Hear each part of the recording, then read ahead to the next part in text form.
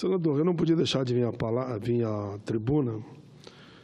Eu estava na Comissão de Direitos Humanos, presidindo uma importante audiência pública que tratou do jovem aprendiz, apontando caminhos para a nossa juventude. E impressionante, lá para nós todos, a fala da atriz da SBT, Larissa, 16 anos. Ela foi considerada lá, homenageada, como a imperatriz dessa atividade. Larissa Manoela, SBT, recebeu a outorga do título embaixadora da boa vontade em defesa do jovem aprendiz. Não só ela, mas todos que lá falaram, senhor presidente, eu achei importante porque disseram eles, independente de governo, o programa Jovem Aprendiz, não importa onde começou, o importante é que não vai terminar. Há de continuar sempre valorizando o Pronatec. Eu falei, inclusive, do Fundep, que é um fundo de investimento do ensino profissional. Falei da minha experiência como quando jovem, fazendo curso no Senai. Vejo aqui a moçada aqui do Sistema S também, Sistema Senac-Sesc, e que atuam aqui no Cafezinho do Senado. Enfim, foi um debate do mais alto nível, senhor presidente. O Pronatec foi elogiado lá. Estavam lá representantes da juventude, tanto do presente, vinculado ao governo atual, mas também saudando a iniciativa daqueles que, no governo passado, souberam trabalhar com muita competência esse programa. Eu cumprimento a todos que lá estiveram, todos mesmo, que de uma forma ou de outra estão colaborando, participando, discutindo para que a nossa juventude tenha acesso à educação, tanto no ensino técnico como também no ensino universitário. Fica aqui, então, a minha homenagem a Larissa Manoela, em nome de todos que lá falaram. Foi, então, de 10 painelistas, Larissa Manoela, do SBT, que recebeu o título de embaixadora da boa vontade em defesa do jovem aprendiz. Senhor presidente, temos uma surpresa aqui, presidente. E até convidá-los a subir aqui para cumprimentar o presidente em exercício. Tanto você como teus pais, por favor. Eu já cumprimentei elas, agora eu queria que elas cumprimentassem o presidente em exercício. Estava falando de vocês, mas falando bem, viu? Só elogios. Só elogios. Senadora Vanessa, quer... A Larissa Manoela, da SBT, que é do Paraná, e você também é do Paraná, vocês vão poder tirar foto, eu já tirei a foto com ela, que ela recebeu o título de embaixadora da boa vontade em defesa do jovem aprendiz.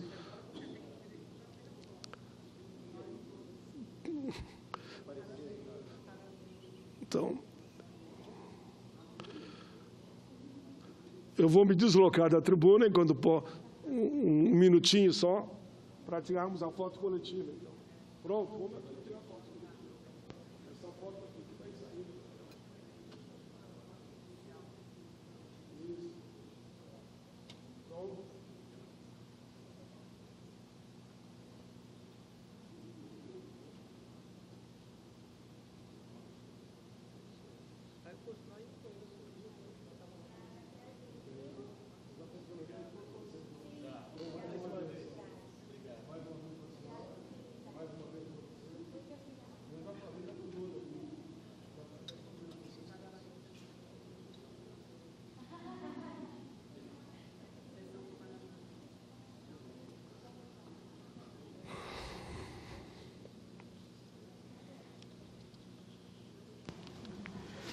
Dando continuidade ao pronunciamento do senador Paulo Paim. Senhor presidente, eu queria deixar no Zé da Casa registrado o pronunciamento que agora fiz, homenageando a atriz Larissa Manoel, que é do Paraná, da rede SBT, que recebeu o título, repito, de embaixadora da boa vontade em defesa do jovem aprendiz. E, senhor presidente, eu vou para um segundo tema. Ontem, senhor presidente, foi 1º de outubro.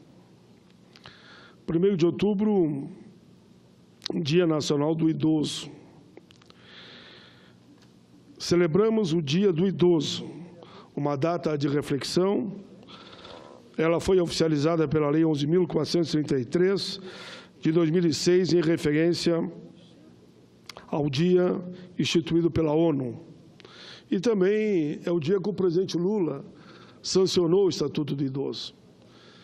Foi de minha autoria, mas teve relatores que ajudaram muito, entre eles, lembro aqui do Silas Brasileiro, e de outros que atuaram na Câmara e no Senado. No Brasil, a data também faz referência ao dia da aprovação do Estatuto do Idoso, Lei Federal 10.741 de 2003, de nossa autoria.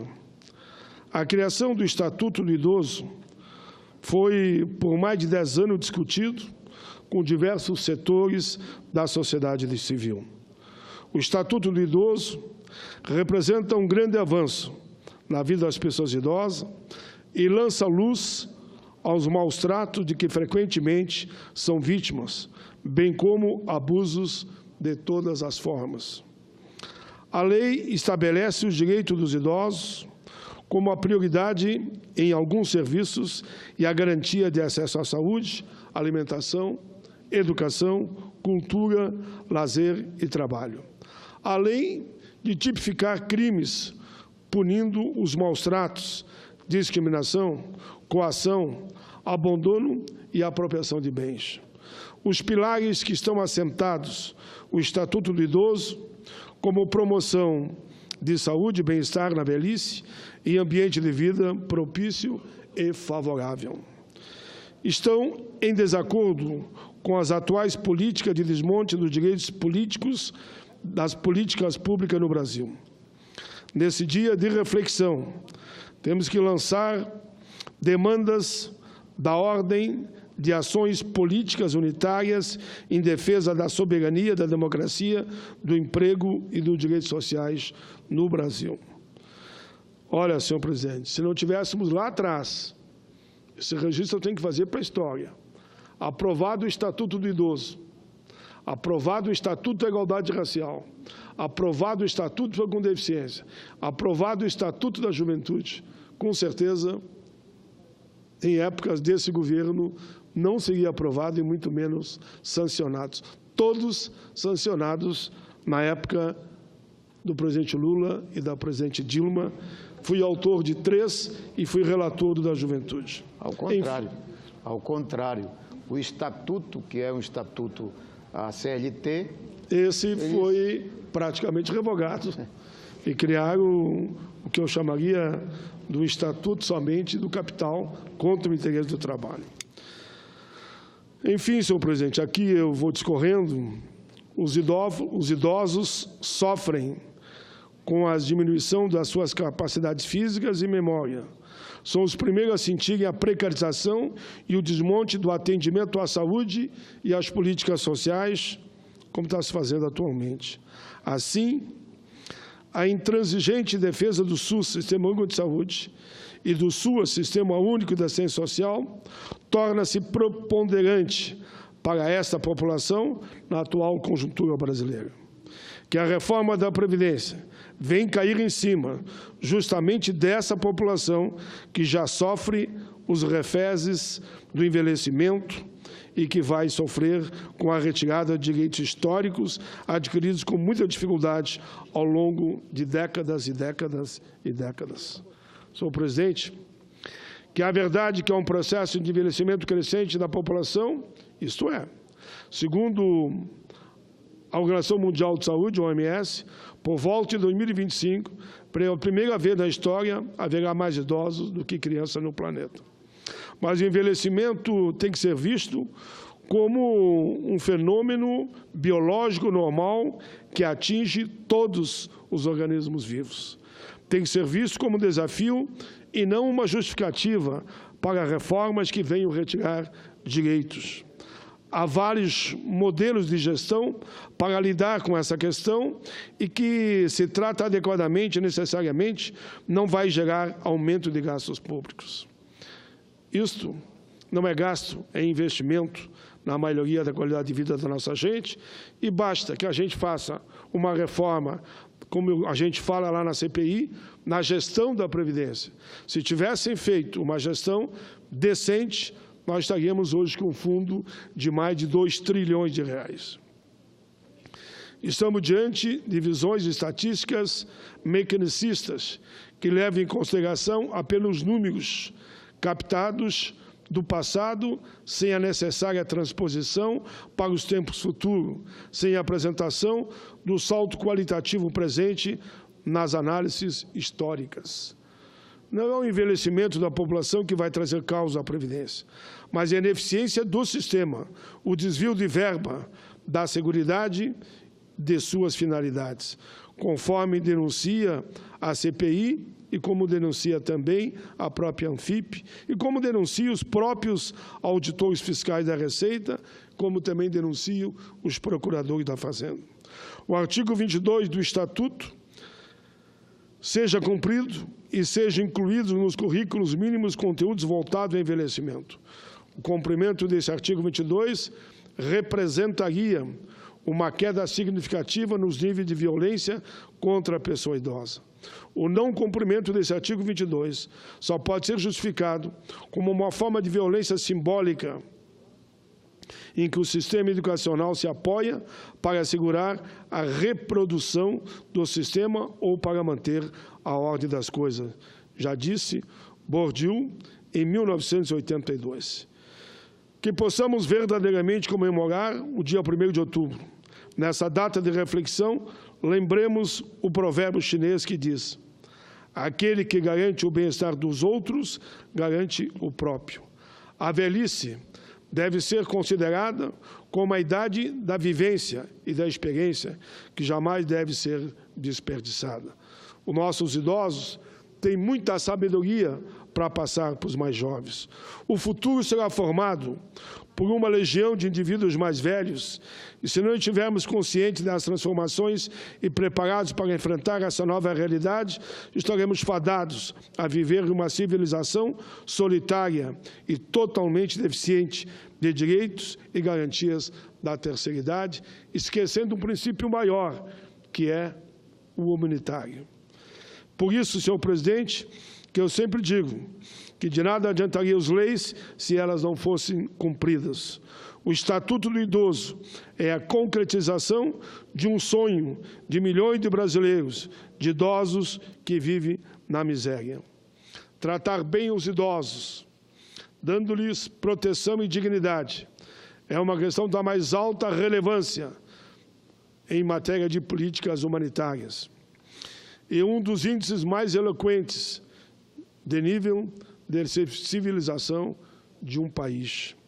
Assim escreveu Mário Quintana: o espírito é variável como o vento, mas coerente é o corpo. E mais discreto, mudaste muitas vezes de pensamento, mas nunca te deu vizinho predileto. Mário Quintana, mais uma vez, com essas sábias palavras, faz uma homenagem a todos os idosos, não só do Brasil, mas do mundo. Senhor presidente, eu não sei se alguém tratou desse assunto, que eu vou tratar aqui nesses últimos 5 minutos. Ontem, nos Estados Unidos, Las Vegas, um atirador assassinou covardemente, em um show, 58 pessoas. Mais de 400 estão feridos. Era um show de música country, em que a violência, mais uma vez, atinge de forma covarde mais de meia centena de pessoas. Até o momento, são 58 número de pessoas assassinadas. Eu queria, senhor presidente, nesse momento, deixar registrado aqui a minha solidariedade total ao povo norte-americano, que sofre mais um atentado, e, segundo eles, de uma seita que até o momento não foi ainda identificada. E que o assassino que atirou em 58 jovens que estavam assistindo o show foi encontrado morto. Eu, senhor presidente, tomaria a liberdade, num gesto de total solidariedade, que a gente fizesse aqui um minuto de silêncio em solidariedade ao povo norte-americano pelo crime cometido por esse indivíduo que covardemente atirou em 58 jovens, mais 400 estão feridos nos hospitais de Las Vegas e região. Se Vossa Excelência concordar, nós faríamos um minuto de silêncio numa homenagem ao povo norte-americano. A mesa defere, a presidência defere, vamos fazer um minuto de silêncio. Então, pediria a todos que pudessem ficar de pé, inclusive as galerias, nesse momento, um minuto de silêncio em homenagem ao povo norte-americano, onde ontem um atirador matou 58 jovens que assistiam um show pacificamente.